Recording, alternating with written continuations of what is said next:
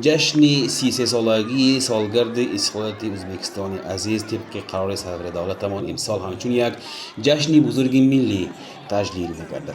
تدبیرهای تشکیلی و عملی معنوی و معرفی تربیوی و کارهای تشویقاتی عید استقلال وطن در از سه غایه همراه باشیم خلق یگانه متحد باشیم وطن هستیم گذرانده می‌شود.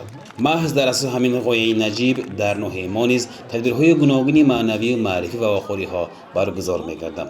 در تدبیر ایدانه‌ای که در جامعه شهروندان محله لیمبورگ برگزار گردید مهمانان از جمهوری قرغیزستان همسایه نیز اشتراک کردند. Biz mana şu iki prezidentimizin tileklerini işe aşırış için daima konuşuculuk ıntımaklı tutağız dep birbirimiz menen bayramlarda bardı keldini ayavay жақсы жасайбыз. Uşu prezidentimiz Sadır Japarov menen Şavkat Mirzaev'tin işige iyiliklerdi. Jana şu Özbek Respublikasının жалпы elderige tinçlik amançılıkты tileymin.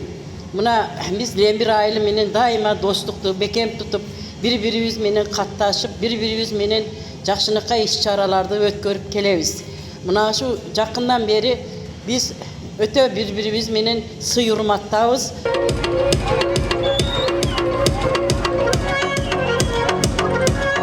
واقعا استقلالیت نعمتی بزرگ است. با شرافت استقلالیت در برابر پیشرفت کشوری ما رشته‌های دوستی و همکاری با رسولیگاه همسایه باز هم مستحکم‌تر گردید. ساکنان محله لیمبور و دهه افکان را نیز رشته دوستی در طول عصرها تشکل یافته مستحکم می‌پیوندد.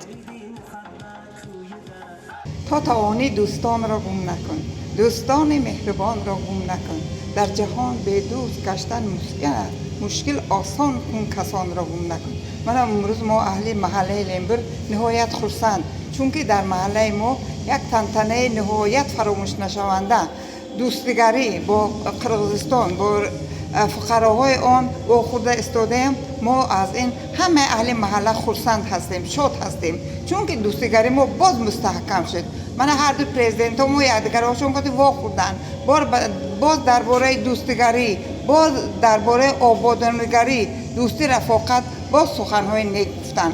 من از فرصت استفاده بوده به هر دو ملت به هر دو قرغیزستان و تاجیکستان و ازبکستان صحت سلامتی میخواهم دائم دوستگری ها مستحکم شود چون که ما راه ما یک آب ما یک مزار ما یک بازار ما یک ما هیچ وقت از یادگار ها جدا نشونده انسان ها می باشیم.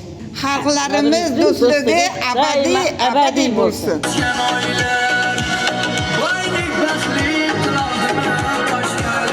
آنهایی که در تدبیر اشتراک کرده و سخنرانی کردند پیش از همه موقع استقلالیت را در حیات مردم ما با مثالهای روشن بیان نموده تاکید کردند که استقلالیت در گسترش دوستی و رفاقت بین خلقها عامل بزرگ واقعی به حساب می رود. اجرای سرودها با زبانهای ازبکی و تاجیکی و قرقیزی از جانب سرایندگان همه اشتراکچیان را به صحنه دوستی برای رقص و بازی دعوت کرد. چهاربینی‌های معنوی و معرفتی بخشیده به جشن استقلالیت تا ماه سپتامبر ادامه خواهند کرد.